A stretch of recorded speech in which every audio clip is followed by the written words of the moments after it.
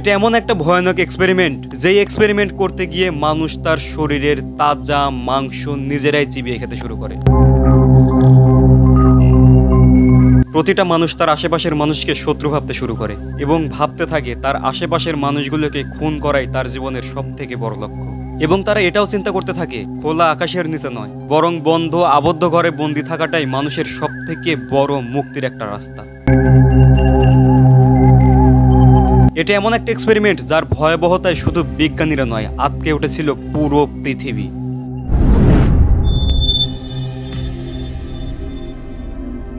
সময় 1940, যখন দ্বিতীয় বিশ্বযুদ্ধের ভয়াবহতায় কাঁপছে গোটা বিশ্ব। আর এই ভয়াবহতার মাঝে রাশিয়ার একদল বিজ্ঞানীদের মাথায় আসে অদ্ভুত এক চিন্তা। তারা চিন্তা করে প্রতিটা মানুষের পুরো জীবনের প্রায় 40%-এরও বেশি সময় মানুষ ঘুমের ভেতরে পার করে ফেলে, যার ফলে মানুষের জীবনের অনেক বড় একটা সময় মানুষ ঘুমের মাধ্যমেই অপচয় করে ফেলে। এবং শুধুমাত্র এই কথা চিন্তা করে তারা মানুষের জীবন থেকে ঘুম নামক শব্দটা দূর করে দিতে চায় সারা জীবনের জন্য, যার কারণে তারা এরকম একটা গ্যাস আবিষ্কার করে যেই গ্যাস মানুষের ঘুমকেও নিয়ন্ত্রণ করতে পারে। আর এই গ্যাস প্রয়োগে দীর্ঘ সময় পর্যন্ত মানুষ না ঘুমিয়ে ট্রাভেল করতে পারে। তারা চিন্তা করে এই গ্যাস যদি তারা তাদের সেনা সদস্যের উপরে প্রয়োগ করতে পারে, তবে তাদের সেনা সদস্যরা একটানা দীর্ঘদিন পর্যন্ত যুদ্ধ করতে পারবে এক বিন্দু পরিমাণে না ঘুমিয়ে। কিন্তু এই গ্যাসটি আবিষ্কার করার পরে গ্যাসটি প্রাথমিক অবস্থায় কতটুকু কাজের এটা তারা একটা এক্সপেরিমেন্ট করে দেখতে চায়। আর এই এক্সপেরিমেন্ট করার জন্য তারা তাদের দেশের আজীবন কারাদণ্ডপ্রাপ্ত 5 জন আসামিকে বেছে নেয় এবং দীর্ঘ 1 মাস ধরে এই 5 জন কয়েদির উপরে তারা একটি অত্যন্ত ভয়ানক এক্সপেরিমেন্ট চালায়। তাদের 5 জন কয়েদিকে বলা হয় তারা যদি দীর্ঘ 1 মাস একটানা না ঘুমিয়ে এই এক্সপেরিমেন্ট করতে বিজ্ঞানীদের সাহায্য করে, তবে 30 দিন পর তাদের এই 5 জন কয়েদিকে বিনা শর্তে চিরকালের জন্য মুক্তি দেওয়া হবে। এই 5 জন কয়েদি চিন্তা করে এভাবে কারাগারের মাঝখানে ধুকে ধুকে মারা যাওয়ার থেকে 1 মাস না ঘুমিয়ে সারা জীবনের জন্য মুক্তি পাওয়াটাই তাদের সব থেকে ভালো রাস্তা হবে। কিন্তু তাদের মধ্যে কেউই এটা জানতো না যে আগামী কয়েকদিনের মধ্যে তাদের সাথে এমন কিছু ভয়ানক ঘটনা ঘটতে যাচ্ছে, যেটা দেখে শুধু বিজ্ঞানীরা নয়, এর ভয়াবহতায় আটকে উঠবে গোটা পৃথিবী। যাই হোক, বিজ্ঞানীরা প্রথমে তাদের 5 জনকে একটা স্বচ্ছ কাচের তৈরি ঘরের ভেতরে বন্দী করে দেয়। আর বন্ধ ঘরের ভেতরে তাদের কি অবস্থা তারা স্বচ্ছ কাচের মাধ্যমে বাইরে থেকে সবকিছু দেখে পর্যবেক্ষণ করতে থাকে। তাদের ভয় শোনার জন্য এই ঘরের ভেতরে কিছু মাইক্রোফোনেরও সেট করা হয়, যা দিয়ে তারা কয়েদিদের কথোপকথন বা ভয়েস পর্যবেক্ষণ করতে থাকে। তার সাথে এই ঘরের ভেতরে তাদের 5 জনের জন্য পর্যাপ্ত খাবারের ব্যবস্থা করা হয় এবং তাদের জন্য টয়লেটেরও ব্যবস্থা করা হয়। একই সাথে সেখানে কিছু বই রেখে দেওয়া হয়, যাতে করে কয়েদিরা এই বইগুলো পড়ে আগামী 30 দিন পর্যন্ত এই ঘরের ভেতরে খুব সহজভাবে পার করে দিতে পারে। আর সবশেষে সেই কাচের তৈরি বন্ধ ঘরের ভেতরে আস্তে আস্তে ঘুমরোধক গ্যাস প্রবেশ করানো শুরু করা হয়। গ্যাস প্রবেশ করানোর পরে 3 দিন পর্যন্ত সবকিছু ঠিকঠাকই ছিল। তাদের কথাবার্তা, চলনবিধি সবকিছু নিয়ন্ত্রিত ছিল। এবং 4 দিন পার হওয়ার পরে প্রথমবারের মতো শুরু হয় নতুন এক বিপত্তি। 4 দিন পরে তারা একে অপরের সাথে উদ্ভট ধরনের আচরণ করতে থাকে।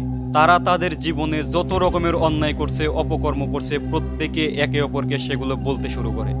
আর 5 দিন পরে তাদের ভেতরের চিত্রটা আরো অনেক বেশি ভয়ানক হয়ে ওঠে।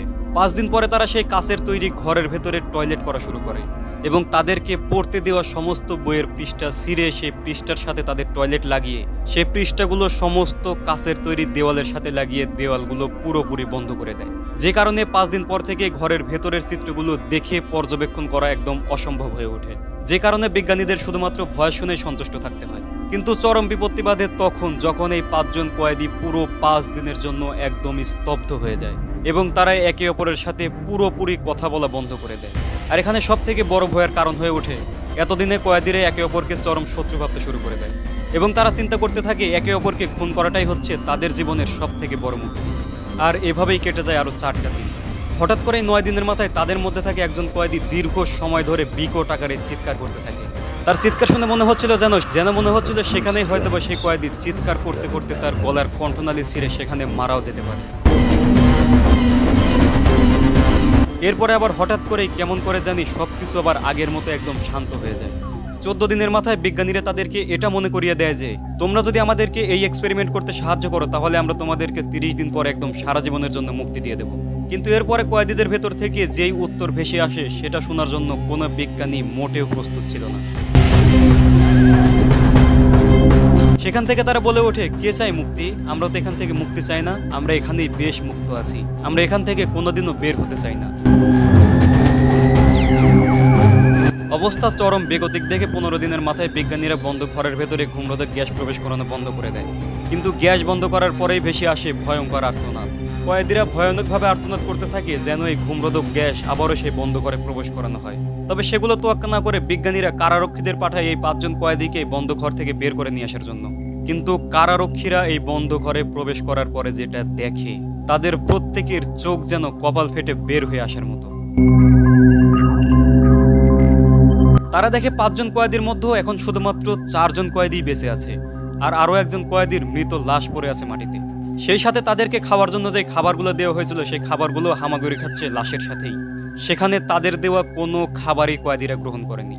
আর তারা দেখে লাশটার শরীরের বিভিন্ন জায়গায় এরকম চিহ্ন দেখা যাচ্ছে যা দেখে বোঝা যাচ্ছে মৃত লাশটির শরীর থেকে কারা যেন তাজা মাংস খুবলে খেয়ে নিয়েছে। এটা দেখার পরে কারারক্ষীরা চিন্তা করে সেদিন হয়তোবা এই কয়েদির শরীর থেকে মাংসই ছিঁড়ে খাওয়া হচ্ছিল, যার কারণে কয়েদি সেদিন বিকট আকারে চিৎকার করতে থাকে এবং সেখানে চিৎকার করতে করতে কয়েদিটি মারা গিয়েছিল। এরপরে আরো ভয়ানক চমকে যাওয়ার মতো ব্যাপার হলো, তাদের মধ্যে থেকে যে 4 জন কয়েদি বেঁচে ছিল তাদের শরীরেরও বিভিন্ন জায়গা থেকে মাংস ছিঁড়ে খাওয়ার চিহ্ন দেখা যাচ্ছিল। এরপরে কারারক্ষীদের আর বুঝতে বাকি থাকে না তাদেরকে যে স্বাভাবিক খাবারগুলো দেওয়া হয়েছিল সেগুলো ছেড়ে তারা একে অপরের তাজা মাংস খাওয়া শুরু করে দিয়েছে। এগুলো দেখার পরে যখন কারারক্ষীরা 4 জন জীবিত কয়েদিকে এই বন্ধ ঘর থেকে বের করতে যায়, তখন কয়েদিরা কারারক্ষীদের উপরে ভয়ানকভাবে আক্রমণ করে বসে। এমনকি তাদের ধস্তাধস্তি এমন পর্যায়ে চলে যায় যে কারারক্ষীরা শেষ পর্যন্ত কয়েদিদের উপরে গুলি করতে বাধ্য হয় এবং তৎক্ষণাৎভাবে সেখানে 3 জন কয়েদি মারা যায়। আর 5ম জীবিত কয়েদিটি কারারক্ষীদের দিকে তাকিয়ে অদ্ভুত এক অট্টহাসিতে ফেটে পড়ে আর বলে ওঠে, তোমরা কি ভুলে গেছো আমরাই তোমরা? এরপরে কারারক্ষীরা 5ম জীবিত কয়েদির উপরে গুলি চালায় আর সেই কয়েদিটি মারা যাওয়ার আগে বলে, মুক্তির এত কাছে এসেও। এরপরে সে নিজের কথাগুলো আর শেষ করতে পারেনি। আর এটাই ছিল পুরো 1 মাস না ঘুমিয়ে পার করার এক্সপেরিমেন্টের ভয়াবহতা।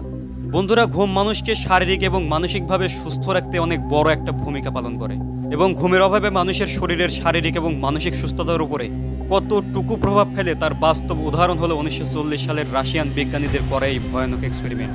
রাশিয়ান বিজ্ঞানীরা এটা ভুলে গিয়েছিল যে ঘুম মানুষের জীবনের অনেক বড় স্বাভাবিক একটা অংশ, যা মানুষের জীবন থেকে দূর করা কোনোভাবেই সম্ভব না। আর কেউ যদি এই স্বাভাবিক প্রক্রিয়ার বিরুদ্ধে যুদ্ধ ঘোষণা করে তাহলে তার ভয়াবহতা কতখানি ভয়ানক হতে পারে সেটা আমাদের কল্পনারও অনেক বাহিরে। তো বন্ধুরা, কেমন ছিল পুরো 1 মাস না ঘুমিয়ে করা এই এক্সপেরিমেন্ট? অবশ্যই কমেন্টসে জানাবেন। আমাদের ভিডিওটা ভালো লাগলে অবশ্যই ভিডিওতে একটা লাইক দিয়ে চ্যানেলটা সাবস্ক্রাইব করতে ভুলবেন না।